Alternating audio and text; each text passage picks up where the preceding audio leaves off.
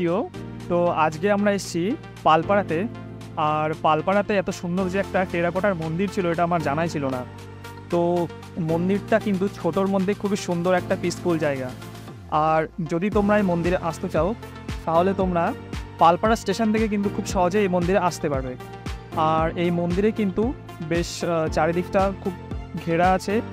আর এখান দিয়ে কিন্তু কিছু বসার জায়গাও রয়েছে। তো বিকালবেলায় কিন্তু একদিন সময় কাটানোর জন্য জায়গাটা কিন্তু একদমই আদর্শ একটা জায়গা। আর ভিডিওটিতে আমি মন্দিরটা পুরো ঘুরে দেখাবো আপনাদের। তো মন্দিরটা আপনারা পুরো ঘুরে কিন্তু দেখতে পারেন।